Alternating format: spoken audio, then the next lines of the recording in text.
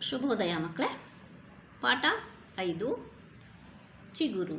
ಚಿಗುರು ಅಂದರೆ ಗೊತ್ತಿದೆಯಲ್ಲ, ಹೊಸದಾಗಿ ಮೂಡಿದ ಎಲೆಗಳು ಅಂತ ಅರ್ಥ. ಆದರೆ ಇಲ್ಲಿ ಚಿಗುರು ಅಂತಂದರೆ ಹೊಸದಾಗಿ ಏನು ಬರೀತಾರೋ ಅದನ್ನು ಪ್ರಕಟ ಮಾಡೋಕ್ಕಾಗಿ ಒಂದು ಪತ್ರಿಕೆ ಹೆಸರು. ನಾವು ಪಾಠದ ಪುಸ್ತಕನ, ಆಮೇಲೆ ಆಮಂತ್ರಣ ಪತ್ರಿಕೆ, ಗೃಹ ಪ್ರವೇಶ ಪತ್ರಿಕೆ, ಮದುವೆ ಪತ್ರಿಕೆ ಇವನ್ನೆಲ್ಲ ನೋಡಿರ್ತೀವಿ. ಎಲ್ಲ ಮುದ್ರಿತ ಅಕ್ಷರಗಳು ಇರ್ತವೆ, ಅವನ್ನ ನಾವು ಸುಲಭವಾಗಿ ಓದ್ತೀವಿ. ಈಗ ಚಿಗುರು ಅಲ್ಲಿ ನಮಗೆ ಯಾವ ಥರ ಬರಿಬೇಕು, ಓದೋಕ್ಕೆ ಹೆಂಗೆ ಸುಲಭ ಇರಬೇಕು, ಮತ್ತು ನಾವು ಯಾವ ಕ್ರಮಗಳನ್ನ ಅನುಸರಿಸಬೇಕು ಬರೆಯೋಕ್ಕೆ ಅನ್ನೋದನ್ನು ತಿಳಿಸ್ತಾ ಇದ್ದಾರೆ. ಅದಕ್ಕೆ ಬರೋಣ. ಅಂದು ಶನಿವಾರ ಸಂಪಾದಕ ಮಂಡಳಿಯವರು ವಿದ್ಯಾರ್ಥಿಗಳಿಂದ ಬಂದ ಲೇಖನಗಳನ್ನು ಪರಿಶೀಲಿಸಿದರು. ಶನಿವಾರ ನಿಮಗೆ ಗೊತ್ತೇ ಇದೆ, ಮಾರ್ನಿಂಗ್ ಸ್ಕೂಲ್ ಇರುತ್ತೆ. ಆವಾಗ ಸಂಪಾದಕ ಮಂಡಳಿ ಅಂದರೆ ಸುದ್ದಿಯನ್ನು ಪರಿಷ್ಕರಿಸಿ ಪ್ರಕಟಿಸೋ ತಂಡ. ಅದಕ್ಕೆ ಒಂದು ಗುಂಪು ಮಾಡಿರ್ತಾರೆ. ಅದು ಯಾವ್ಯಾವ ಸುದ್ದಿಗಳು ಚೆನ್ನಾಗಿದ್ದಾವೆ, ಉತ್ತಮವಾಗಿದ್ದಾವೆ ಅವನ್ನು ಆರಿಸ್ಬಿಟ್ಟು ಅವರು ಪ್ರಕಟಿಸ್ತಾ ಇರ್ತಾರೆ. ಉತ್ತಮ ಲೇಖನಗಳನ್ನು ಆಯ್ದು ಪತ್ರಿಕೆಯನ್ನು ಸಿದ್ಧಪಡಿಸಿ ಪ್ರಕಟಿಸಿದರು. ಅವತ್ತು ಪತ್ರಿಕೆನ ಸಿದ್ಧಪಡಿಸಿ ಯಾವುದು ಚೆನ್ನಾಗಿದೆ, ಯಾವುದು ಚೆನ್ನಾಗಿಲ್ಲ ಅಂತ ನೋಡಿ ಅದನ್ನು ಆಯ್ಕೆ ಮಾಡಿ ಪ್ರಕಟಿಸ್ತಾರೆ. ರಾಧಾ ಪತ್ರಿಕೆಯನ್ನು ನೋಡಿದಳು. ಆ ಪತ್ರಿಕೆನ ಯಾರು ನೋಡ್ತಾರೆ? ರಾಧಾ ನೋಡ್ತಾಳೆ. ಕುತೂಹಲದಿಂದ ಓದಲು ಮುಂದಾದಳು. ಈ ಪತ್ರಿಕೆಯಲ್ಲಿ ಏನಿದೆ, ನಮಗೇನು ಹೊಸತನ ಸಿಗುತ್ತೆ ಅಂತ ನೋಡಿಕೊಂಡು ಓದೋಕ್ಕೆ ಪ್ರಾರಂಭ ಮಾಡ್ತಾಳೆ. ಕೆಲವು ಲೇಖನಗಳನ್ನು ಸರಾಗವಾಗಿ ಓದಿದಳು. ಲೇಖನ ಅಂದರೆ ಬರೆದಿರೋದು, ಅದನ್ನು ಕೆಲವೊಂದು ಸರಾಗವಾಗಿ ಅಂದರೆ ತುಂಬ ಸುಲಭವಾಗಿ ಎಡೆಬಿಡದೆ ಓದೋಕ್ಕೆ ಅನುಕೂಲ ಆಗಂಗೆ ಓದ್ಬಿಟ್ಲು. ಆದರೆ ಕೆಲವು ಲೇಖನಗಳನ್ನು ಓದಲು ಕಷ್ಟಪಟ್ಟಳು. ಕೆಲವನ್ನಷ್ಟು ಸರಾಗವಾಗಿ ಓದಿದರೆ ಕೆಲವನ್ನ ಓದೋಕ್ಕೆ ತಡವರಿಸ್ತಾ ಕಷ್ಟಪಟ್ಕೊಳ್ತಾ ಓದಿದ್ಲು. ಏಕಿರಬಹುದು ಹೇಳಬಲ್ಲೆಯಾ? ಯಾಕಿರ್ಬೋದು ಯೋಚನೆ ಮಾಡ್ತೀರಾ? ಮುಂದೆ ಗೊತ್ತಾಗುತ್ತೆ. ಹಾಗಿದ್ದರೆ ಮೊದಲಿಗೆ ಈ ಪತ್ರಿಕೆಯನ್ನು ಓದು. ಯಾಕೆ ಅವಳಿಗೆ ಕಷ್ಟ ಆಯಿತು, ಕೆಲವೊಂದು ಸುಲಭ ಆಯಿತು ಅನ್ನೋದನ್ನು ಇಲ್ಲಿ ಪ್ರಕಟವಾದ ಪತ್ರಿಕೆಗಳನ್ನು ನೋಡಿದರೆ ಇಲ್ಲಿ ಪತ್ರಿಕೆ ಇದೆ ನೋಡಿ. ಮುಂದೆ ಯಾರ್ಯಾರು ಏನು ಬರೆದಿದ್ದಾರೆ ಅನ್ನೋದನ್ನು ಮುಂದಿನ ಶಾಲಾ ಪತ್ರಿಕೆ ಹೆಸರೇನು? ಇಲ್ಲಿ ಚಿಗುರು ಅಂತ ಇದೆ. ಮತ್ತು ಯಾವ ತಾರೀಕು? ಜೂನ್ 2017 ಪ್ರಕಟಗೊಂಡ ಶಾಲಾ ಪತ್ರಿಕೆಯಲ್ಲಿ ಯಾರ್ಯಾರು ಯಾವುದ್ಯಾವ್ದ್ರ ಬಗ್ಗೆ ಬರೆದಿದ್ದಾರೆ, ಏನಂತ ಬರೆದಿದ್ದಾರೆ ಅಂತ ನೋಡೋಣ. ಇಲ್ಲಿ ಮಾವಿನ ಬಗ್ಗೆ ತಿಳಿಸ್ತಾ ಇರೋರು ಯಾರು? ಯೂಸುಫ್, 4ನೇ ತರಗತಿ. ಮಾವು ಹಣ್ಣುಗಳ ರಾಜ. ಇದರಲ್ಲಿ ಬಾದಾಮಿ, ಕಸಿ, ಮಲಗೋವಾ ಮುಂತಾದ ವಿಧಗಳಿವೆ. ಮಾವು ತುಂಬ ರಸಭರಿತವಾಗಿರುತ್ತೆ, ಸಿಹಿಯಾಗಿರುತ್ತೆ, ಮತ್ತು ಮಕ್ಕಳಿಗೆಲ್ಲ ಅಚ್ಚುಮೆಚ್ಚು. ಅದಕ್ಕೆ ಮಾವುಗಳ ರಾಜ, ಹಣ್ಣುಗಳ ರಾಜ ಮಾವು ಅಂತ ಹೇಳ್ತೀವಿ. ಅದರಲ್ಲಿ ಬಾದಾಮಿ ಇದೆ, ಕಸಿ ಇದೆ, ಮಲಗೋವಾ ಇದೆ, ಇನ್ನು ಬಹಳ ಥರದ ವಿಧವಾದ ಹಣ್ಣುಗಳಿದೆ. ಅದನ್ನೆಲ್ಲ ನೀವು ರುಚಿ ನೋಡೇ ತಿಳ್ಕೋಬೇಕು. ಮುಂದೆ ಚುಟುಕು ಯಾರು ಬರೆದಿದ್ದಾರೆ? ಚುಟುಕು ಅಂದರೆ ಸಣ್ಣದಾಗಿ ವಿಷಯ ತಿಳಿಸೋದು. ಇದನ್ನು ಜಾಹ್ನವಿ 3ನೇ ತರಗತಿ ವಿದ್ಯಾರ್ಥಿನಿ ಬರೆದಿದ್ದಾಳೆ. ಚಿಕ್ಕ ಮಕ್ಕಳಿಗೆ ಶಶಿ ಬಾನಂಗಳದ ಚೆಂಡು. ಶಶಿ ಅಂದರೆ ಚಂದ್ರ, ಚಂದ್ರ ಎಲ್ಲಿರ್ತಾನೆ? ಆಕಾಶ. ಬಾನಂಗಳ ಅಂದರೆ ಆಕಾಶದಲ್ಲಿ. ಮಕ್ಕಳಿಗೆ, ಸಣ್ಣ ಮಕ್ಕಳಿಗೆ ಚೆಂಡು ಕಂಡಂಗೆಯೇ ಕಾಣುತ್ತೆ. ವಿಜ್ಞಾನಿಗಳಿಗೆಲ್ಲ ಬರೀ ಕಲ್ಲುಗುಂಡು. ಆದರೆ ವಿಜ್ಞಾನಿಗಳಿಗೆ ಅದರಲ್ಲಿ ಏನಿದೆ ಅಂತೆಲ್ಲ ತಿಳ್ಕೊತಾರ, ನೋಡೋಕ್ಕೆ ಕಲ್ಲುಗುಂಡು ಅಂತ ಅವ್ರಿಗೆ ಅನಿಸುತ್ತೆ. ಆದರೆ ಒಳಗೆಲ್ಲ ಅವರು ತುಂಬ ಸಂಶೋಧನೆ ಮಾಡಿದ್ದಾರೆ, ಅದನ್ನು ನಾವು ತಿಳ್ಕೋಬೇಕು. ಇದನ್ನು ಬರೆದಿರೋರು ಜಾಹ್ನವಿ. ಮುಂದೆ ಚಿತ್ರಕ್ಕೆ ಬಣ್ಣ ಹಾಕು ಅಂತ ಇದೆ ನೋಡಿ. ಇಲ್ಲಿ ಬೆಕ್ಕಿದೆ, ಇಲ್ಲಿ ಕಪ್ಪೆ ಇದೆ, ಪರಿಸರ ಇದೆ, ಇದಕ್ಕೆಲ್ಲ ಬಣ್ಣ ಹಾಕಬೇಕು. ಇದನ್ನು ಯಾರು ಸಂಗ್ರಹ ಮಾಡಿರೋದು? ವಿನಾಯಕ 3ನೇ ತರಗತಿ. ಮತ್ತು ಇಲ್ಲಿ ಜಾವೇದ್ 5ನೇ ತರಗತಿ ಹುಡುಗ ಒಂದು ಸುಭಾಷಿತ ಬರೆದಿದ್ದಾನೆ. ಯಾರು ಹೇಳಿರೋದು? ಸ್ವಾಮಿ ವಿವೇಕಾನಂದ ಹೇಳಿರೋದು. ಏನಂತ ಹೇಳಿದ್ದಾರೆ? ತ್ಯಾಗ, ಪ್ರೀತಿ, ಕರುಣೆ ಮತ್ತು ಪ್ರಾಮಾಣಿಕತೆಯೇ ನಿಜವಾದ ಶಿಕ್ಷಣ. ಶಿಕ್ಷಣ ಅಂದರೆ ನಾವು ಕಲಿಯೋಕ್ಕೆ ಶಾಲೆಗೆ ಹೋಗ್ತೀವಲ್ಲ, ಅದು ನಮಗೇನು ಕಲಿಸ್ಬೇಕು? ತ್ಯಾಗ ಮನೋಭಾವ ಕಲಿಸ್ಬೇಕು. ಒಬ್ಬರನ್ನೊಬ್ಬ ಪ್ರೀತಿ ಅಂದರೆ ಪ್ರೀತಿ ಮಾಡೋದು ಕಲಿಸ್ಕೋಬೇಕು. ಕರುಣೆ ಅಂದರೆ ಬೇರೆಯವರಿಗೆ ನಾವು ಕನಿಕರ ತೋರಬೇಕು, ದಯೆ ತೋರಬೇಕು. ಮತ್ತು ಪ್ರಾಮಾಣಿಕತೆ ಅಂದರೆ ಸತ್ಯಸಂಧತೆ, ಯಾವಾಗಲೂ ಸತ್ಯವನ್ನೇ ನೋಡಬೇಕು, ಸತ್ಯವನ್ನೇ ಪಾಲಿಸಬೇಕು. ಇದನ್ನೆಲ್ಲ ಕಲಿಸೋದೇ ಶಿಕ್ಷಣ ಅಂತ ಸ್ವಾಮಿ ವಿವೇಕಾನಂದ ಅವರು ಹೇಳಿದ್ದಾರೆ. ಅದನ್ನು ನಮಗೆ ಜಾವೇದು ತಿಳಿಸ್ತಾ ಇದ್ದಾರೆ. ಮತ್ತು ಮುಂದೆ ನುಡಿಗಟ್ಟು ಅಂದರೆ ಅರ್ಥ. ಎಳ್ಳಷ್ಟು ಅಂದರೆ ಅತ್ಯಲ್ಪ, ಅಂದರೆ ತುಂಬ ಸ್ವಲ್ಪ ಇರೋದಕ್ಕೆ ಎಳ್ಳಷ್ಟು ಅಂತೀವಿ. ಅದೇ ಥರ ಕಂಬಿ ಕೀಳು ಅಂದರೆ ಓಡಿ ಹೋಗು ಅಂತ ಅರ್ಥ. ಇದನ್ನು 5ನೇ ತರಗತಿ ವಿವೇಕ ಪತ್ರಿಕೆಯಲ್ಲಿ ಬರೆದಿದ್ದಾನೆ. ಇಲ್ಲಿ ವ್ಯವಕಲನ ಮಾಡು, ಗುಣಲಬ್ಧ ತಿಳಿ. ಕಳೆದ್ಬಿಟ್ಟು ನಾವು ಗುಣಲಬ್ಧನ ತಿಳಿಯೋದು ಹೇಗೆ? ಉದಾಹರಣೆ ಕೊಟ್ಟಿದ್ದಾರೆ. 36 × 9 ಅಂದರೆ 324 ಬರುತ್ತೆ. ಇದಕ್ಕೆ ಯಾವ ಥರ ನಾವು ವ್ಯವಕಲನದಿಂದ ಗುಣಲಬ್ಧ ತಿಳಿಯೋದು ಅನ್ನೋದು ಈ ವಿದ್ಯಾರ್ಥಿ ಯಾರು? ಪದ್ಮಿನಿ ತಿಳಿಸ್ತಾ ಇದ್ದಾಳೆ. 36ರ ಮುಂದೆ 0 ಸೇರಿಸಿ ಬರೀ. ಅಂದರೆ 36 ಮುಂದೆ 0 ಸೇರಿಸಿದ್ರೆ 360 ಆಗುತ್ತೆ.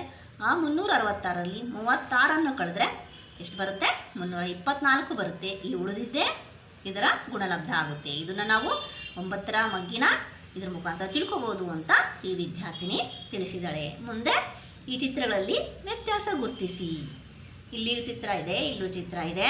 ಇಲ್ಲಿ ಯಾವುದ್ಯಾವುದಿಲ್ಲ, ಒಂದರಲ್ಲಿದೆ ಒಂದರಲ್ಲಿಲ್ಲ. ಇಲ್ಲಿ ಪಕ್ಷಿಗಳಿದೆ, ಇಲ್ಲಿ ಇಲ್ಲ. ಇಲ್ಲಿ ಸೂರ್ಯ ಇದೆ, ಇಲ್ಲಿ ಇಲ್ಲ. ಇದೇ ಥರ ನೀವು ಏನು ವ್ಯತ್ಯಾಸ ಇದೆ ಅನ್ನೋದನ್ನು ತಿಳ್ಕೋಬೇಕು.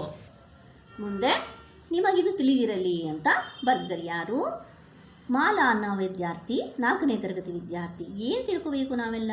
ಸರ್ ಎಂ ವಿಶ್ವೇಶ್ವರಯ್ಯನವರು ರೂಪಿಸಿದ ಯೋಜನೆಯಿಂದ ಮಂಡ್ಯ ಜಿಲ್ಲೆಯ ಶ್ರೀರಂಗಪಟ್ಟಣ ತಾಲೂಕಿನಲ್ಲಿ ಕೃಷ್ಣರಾಜ ಅಣೆಕಟ್ಟು ಕಟ್ಟಿದ್ದಾರೆ.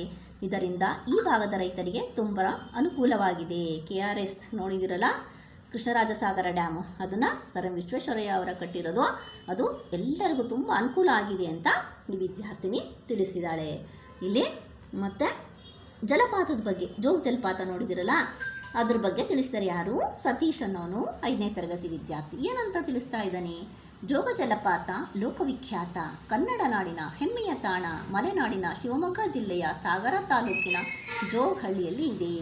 ಜೋಗ ಜಲಪಾತ ಎಲ್ಲಿದೆ, ಎಷ್ಟು ವಿಖ್ಯಾತವಾಗಿದೆ, ಅದರ ನೀರು ಧುಮ್ಮಿಕ್ಕದು ಹೆಂಗಿದೆ, ಅದನ್ನೆಲ್ಲ ನಾವು ನೋಡಿದ್ದೀವಿ, ಕೇಳಿದ್ದೀವಿ. ಅದನ್ನು ಹೋಗಿ ನಾವು ಅನುಭವಿಸ್ಬೇಕು. ಅದ್ರ ಬಗ್ಗೆ ಬರೆದಿದ್ದಾನೆ. ಅದು ನಮ್ಮ ಕನ್ನಡ ನಾಡಿಗೆ ಹೆಮ್ಮೆ ತರತಕ್ಕಂಥ ತಾಣ ಅಂದರೆ ಜಾಗ. ಅದೆಲ್ಲಿದೆ?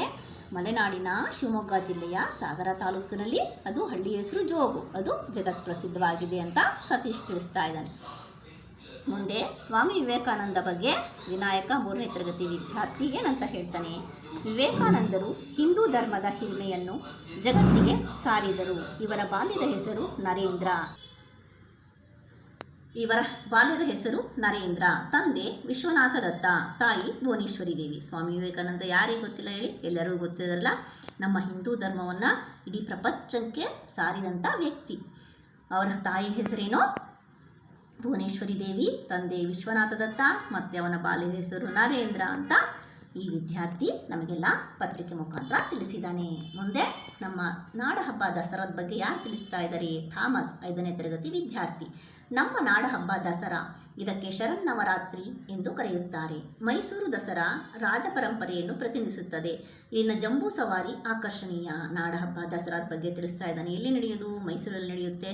ಇದು ರಾಜ ಪರಂಪರೆಯನ್ನು ಪ್ರತಿನಿಧಿಸುತ್ತೆ. ಮತ್ತು ಇಲ್ಲಿ ಜಂಬೂ ಸವಾರಿ ನೋಡಿದಿರಲ್ಲ, ಆನೆಗಳಿಂದ ಸವಾರಿ ಮಾಡಿಸೋದು, ಅದು ತುಂಬ ಆಕರ್ಷಣೀಯವಾಗಿದೆ ಅಂತ ತಿಳಿಸ್ತಾ ಇದ್ದಾನೆ. ನೆಕ್ಸ್ಟು ಬೇಗಮ್ಮನವಳು ಒಂದು ಗಾದೆ ಮಾತು ಹೇಳ್ತಾ ಇದ್ದಾಳೆ. ಯಾವುದದು ಗಾದೆ? ದುಡಿದವನಿಗೆ ದುಃಖವಿಲ್ಲ, ಸೋಮಾರಿಗೆ ಸುಖವಿಲ್ಲ. ದುಡಿತಾ ಇದ್ದರೆ ಯಾವುದೇ ಥರದ ದುಃಖ ಆಗಲ್ಲ, ಸೋಮಾರಿಗೆ ಸುಖವಿಲ್ಲ. ಸೋಮಾರಿತನ ಮಾಡ್ತಾ ಇದ್ದರೆ ಸುಖ ಬರೋಕ್ಕೆ ಸಾಧ್ಯನೇ ಇಲ್ಲ ಅಂತ ಈ ಗಾದೆ ಮುಖಾಂತರ ತಿಳಿಸ್ತಾ ಇದ್ದಾಳೆ. ಇಲ್ಲಿ ಒಂದು ಮನೆ ಮದ್ದು, ನಮಗೇನಾದರೂ ಯಾವ ತೊಂದರೆಗೆ ಏನು ಔಷಧಿ ಅಂತ ನೋಡೋಣ. ಇಲ್ಲಿ ಯಾವ ಮದ್ದು ತಿಳಿಸಿದ್ದಾರೆ? ಯಾರು ತಿಳಿಸ್ತಾ ಇದ್ದಾರೆ? ಗಾಯತ್ರಿ, 5ನೇ ತರಗತಿ ವಿದ್ಯಾರ್ಥಿ. ತೊಳೆದ ಸೀಬೆ ಹಣ್ಣಿನ ಎಲೆ ಮತ್ತು ಉಪ್ಪನ್ನು ನೀರಿಗೆ ಹಾಕಿ ಕುದಿಸಬೇಕು. ಕುದಿಸಿದ ನೀರನ್ನು ಹಿತವಾದ ಶಾಖದಲ್ಲಿ ಮುಕ್ಕಳಿಸಿದರೆ ಹಲ್ಲು ನೋವು ಶಮನವಾಗುತ್ತದೆ. ಹಲ್ಲು ನೋವು ನಿವಾರಕ್ಕೆ ಏನು ಮಾಡಬೇಕು ಅನ್ನೋದನ್ನು ಏನಂತ ಹೇಳಿದಾಳೆ? ತೊಳೆದ ಸೀಬೆಹಣ್ಣು ಅಂದರೆ ಪೇರಳೆಹಣ್ಣು ಅಂತಿದ್ದಿಲ್ಲ, ಅದರದ್ದು ಎಲೆಗಳನ್ನು ತೊಳೆದು ಉಪ್ಪು ನೀರಿಗೆ ಹಾಕಿ ಕುದಿಸಿ ಆ ನೀರನ್ನು ಹಿತವಾದ ಶಾಖದಲ್ಲಿ ಮುಕ್ಕಳಿಸಿದರೆ ಹಲ್ಲು ನೋವು ಶಮನವಾಗುತ್ತೆ. ಸ್ವಲ್ಪ ಬಿಸಿಯಾದ ನೀರಿನಿಂದ ಅದನ್ನು ಬಾಯಿ ಮುಕ್ಕಳಿಸಿದರೆ ಹಲ್ಲು ನೋವು ಹೋಗುತ್ತೆ ಅಂತ ತಿಳಿಸ್ತಾ ಇದ್ದಾಳೆ ಯಾರು? ಗಾಯತ್ರಿ, 5ನೇ ತರಗತಿ ವಿದ್ಯಾರ್ಥಿ. ಇವೆಲ್ಲವೂ ಪತ್ರಿಕೆಯಲ್ಲಿ ಬೇರೆ ಬೇರೆ ಮಕ್ಕಳು ಬರೆದಿರ್ತಕ್ಕಂಥವು. ಇದ್ರ ಬಗ್ಗೆ ಮುಂದೆ ಏನು ಹೇಳ್ತಾರೆ ನೋಡೋಣ. ರಾಧಾ, ನೀನು ಕೆಲವು ಲೇಖನಗಳನ್ನು ಓದಲು ಕಷ್ಟಪಟ್ಟೆ, ಏಕೆ? ಆ ಟೀಚರ್ ಕೇಳ್ತಾರೆ ರಾಧನಿಗೆ. ಕೆಲವೊಂದು ಸುಲಭವಾಗಿ ಓದಿದೆ, ಕೆಲವೊಂದು ಕಷ್ಟಪಟ್ಟೆ. ಲೇಖನ ಅಂದರೆ ಬರೆದಿರೋದು, ಕಷ್ಟಪಟ್ಟೆ ಅಲ್ಲ ಯಾಕೆ ಅಂತ ಕೇಳ್ತಾರೆ ಎಂದು ಶಿಕ್ಷಕಿ ಪ್ರಶ್ನಿಸಿದರು. ಕೆಲವರ ಕೈ ಬರಹ ಚೆನ್ನಾಗಿರಲಿಲ್ಲ, ಆದ್ದರಿಂದ ಓದಲು ಕಷ್ಟವಾಯಿತು ಮೇಡಮ್. ಯಾಕೆ ಕಷ್ಟ ಆಯಿತು ಅವಳಿಗೆ? ಕೆಲವರ ಅಕ್ಷರಗಳು ಸ್ಪಷ್ಟವಾಗಿರಲಿಲ್ಲ, ಹೇಗೆಗೋ ಬರೆದಿದ್ರು, ಅದಕ್ಕೆ ಕಷ್ಟ ಆಯಿತು ಅಂತ ಹೇಳ್ತಾಳೆ. ಬರಹ ಚೆನ್ನಾಗಿರಲಿಲ್ಲ ಎಂದರೆ ಅದು ಹೇಗಿತ್ತು ಎಂದು ಶಿಕ್ಷಕಿ ಕೇಳಿದರು. ಚೆನ್ನಾಗಿರಲಿಲ್ಲ ಸರಿ, ಆದರೆ ಯಾವ ಥರ ಚೆನ್ನಾಗಿರಲಿಲ್ಲ ಅಂತ ಟೀಚರ್ ಕೇಳ್ತಾರೆ. ಅದಕ್ಕೆ ಅವಳೇ ಉತ್ತರ ಕೊಡ್ತಾಳೆ. ಮಾಲಾ ಬರೆದಿರುವುದು ಸ್ಪಷ್ಟವಾಗಿ ಕಾಣಿಸುತ್ತಿಲ್ಲ ಮೇಡಮ್. ಮಾಲಾ ನೋಡಿ, ಇಲ್ಲಿ ಮಾಲಾ ಬರೆದಿರೋದಿಲ್ಲಿದೆ, ಅದನ್ನು ಅವಳಿಗೆ ಸ್ಪಷ್ಟವಾಗಿ ಕಾಣ್ತಾ ಇರಲಿಲ್ಲ, ಅಂದರೆ ಮುದ್ರಿತ ಅಕ್ಷರದ ಥರ ಇಲ್ಲ, ಸ್ಪಷ್ಟವಾಗಿ ಕಾಣ್ತಾ ಇಲ್ಲ ಅಂತ ಹೇಳ್ತಾ ಇದ್ದಾಳೆ. ಆದರೆ ಗಾಯತ್ರಿ ಬರೆದಿರುವ ಅಕ್ಷರಗಳು ಮುದ್ರಿತ ಆಕಾರದಲ್ಲಿಲ್ಲ. ಇಲ್ಲಿ ನೋಡಿ, ಇಲ್ಲಿ ಗಾಯತ್ರಿ ಬರೆದಿದ್ದಾಳೆ, ಆದರೆ ಪ್ರಿಂಟ್ ಥರ ಇಲ್ಲ ಅವಳ ಅಕ್ಷರಗಳು. ಇನ್ನು ಯೂಸುಫನು ತನ್ನ ಬರಹದಲ್ಲಿ ಪದಗಳ ನಡುವೆ ಸ್ಥಳವನ್ನೇ ಬಿಟ್ಟಿಲ್ಲ. ಇಲ್ಲಿ ನೋಡಿ, ಇಲ್ಲಿ ಯೂಸುಫ ಬರೆದಿರೋದು, ಇದರಲ್ಲಿ ಬಾದಾಮಿ, ಕಸಿ, ಮಲಗುವ ಎಲ್ಲ ಒಂದು ಪದಕ್ಕೆ ಸ್ಥಳ ಬಿಡದೆ ಬರೆದಿದ್ದಾನೆ, ಅದಕ್ಕೆ ಓದಕ್ಕೆ ಕಷ್ಟ ಆಯಿತು ಅಂತ ಹೇಳ್ತಾ ಇದ್ದಾಳೆ. ಇತರರು ತಮ್ಮ ಅನಿಸಿಕೆಯನ್ನು ಹಂಚಿಕೊಂಡರು. ಮಾಲಾ ತನ್ನ ಅನಿಸಿಕೆ ಹಂಚಿಕೊಂಡ್ಳು. ಆಮೇಲೆ ಬೇರೆ ವಿದ್ಯಾರ್ಥಿಗಳು ತಮಗೇನು ಅನ್ನಿಸ್ತು, ಯಾರು ಹೇಗೆ ಬರ್ತಿದ್ದಾರೆ ಅನ್ನೋದನ್ನು ಶಿಕ್ಷಕಿ ಮುಂದೆ ಹಂಚಿಕೊಂಡ್ರು. ಶಿಕ್ಷಕಿ ಚರ್ಚೆಯಲ್ಲಿ ಬಂದ ಅಭಿಪ್ರಾಯವನ್ನು ಒಟ್ಟುಗೂಡಿಸಿದರು. ಅಂದರೆ ಯಾರ್ಯಾರು ಏನೆಲ್ಲ ಹೇಳ್ತಾರೋ ಅದೆಲ್ಲ ಅಭಿಪ್ರಾಯನ ಸೇರಿಸ್ಬಿಟ್ಟು ಏನಂತ ಬರೀತಾರೆ ನೋಡೋಣ. ಬರವಣಿಗೆಯು ಚೆನ್ನಾಗಿರಬೇಕಾದರೆ ಅದು ಹೇಗಿರಬೇಕು ಎನ್ನುವ ಬಗ್ಗೆ ತಿಳಿಸುತ್ತಾ. ಈಗ ಎಲ್ಲರೂ ಓದಬೇಕು, ಸ್ಪಷ್ಟವಾಗಿರಬೇಕು, ಸುಂದರವಾಗಿ ಕಾಣಬೇಕು, ಅಕ್ಷರಗಳು ಅಂತಂದರೆ ಹೇಗಿರಬೇಕು ಅಂತ ಎಲ್ಲರ ಅಭಿಪ್ರಾಯ ಸೇರಿಸಿ ಆ ಟೀಚರ್ ಏನು ಹೇಳ್ತಾರೆ ನೋಡೋಣ. ನಾವು ತಪ್ಪಿಲ್ಲದೆ ಚೆನ್ನಾಗಿ ಕಾಣುವ ರೀತಿಯಲ್ಲಿ ಬರೀಬೇಕು. ಅಂದರೆ ತಪ್ಪಿರಬಾರ್ದು, ನೋಡಿದ ತಕ್ಷಣ ಆಹಾ ಇಷ್ಟು ಚೆನ್ನಾಗಿ ಬರೆದಿದ್ದಾರಲ್ಲ ಅಂತ ಅನ್ನಿಸ್ಬೇಕು, ಆ ಥರ ಬರೀಬೇಕು. ಸುಲಭವಾಗಿ ಓದಲು ಮತ್ತು ಓದಿದ್ದು ಅರ್ಥವಾಗುವಂತೆ ಬರೀಬೇಕು. ಓದಕ್ಕೂ ಸುಲಭವಾಗಿರಬೇಕು, ಓದಿದ್ದು ಅರ್ಥವಾಗುವಾಗಿರಬೇಕು. ಅಕ್ಷರಗಳನ್ನು ಒಂದೇ ಗಾತ್ರದಲ್ಲಿ ಬರೀಬೇಕು. ಒಂದು ಅಕ್ಷರ ದೊಡ್ಡದು, ಒಂದು ಸಣ್ಣದು, ಪೂರ ಚಿಕ್ಕದು ಆ ಥರ ಬರೀಬಾರ್ದು. ಎಲ್ಲ ಒಂದೇ ಥರ ಗಾತ್ರದಲ್ಲಿ ಇರಬೇಕು. ಬರೆಯುವ ಪ್ರತಿ ಅಕ್ಷರವು ಮುದ್ರಿತ ಅಕ್ಷರಗಳ ಆಕಾರದಲ್ಲಿ ಇರಬೇಕು. ಅಂದರೆ ನಾವು ಪ್ರಿಂಟ್ ಮಾಡಿದ ಹೆಂಗೆ ಅಕ್ಷರ ಇರುತ್ತೋ ಅದೇ ಥರ ನಾವು ಬರೀಬೇಕು ಅಂತ ಹೇಳ್ತಾ ಇದ್ದಾರೆ. ಒಂದು ಪದದಲ್ಲಿನ ಅಕ್ಷರಗಳು ಒಂದಕ್ಕೊಂದು ತಾಕದಂತೆ ಹಾಗೂ ನಡುವೆ ಸ್ಥಳ ಬಿಡದಂತೆ ಬರೀಬೇಕು. ಒಂದಕ್ಕೊಂದು ಪದದಲ್ಲಿನ ಅಕ್ಷರಗಳು ಒಂದು ಪಕ್ಕನೇ ಒಂದು ಬರಿಬಾರ್ದು. ಕರೆಕ್ಟ್ ಒಂದ್ರ ಪಕ್ಕ ನಿಧಾನಕ್ಕೆ ನೀಟಾಗಿ ಎಲ್ಲರಿಗೂ ಅರ್ಥ ಆಗಂಗೆ ಬರಿಬೇಕು. ಮತ್ತು ಒಂದು ಅಕ್ಷರದ ನಡುವೆ ಇನ್ನೊಂದು ಅಕ್ಷರ ನಡುವೆ ಸ್ಥಳನೂ ಬಿಡಬಾರ್ದು, ಪಕ್ಕನೇ ಬರಿಬೇಕು, ಆದರೆ ಒತ್ತಾಗಿ ಬರಿಬಾರ್ದು.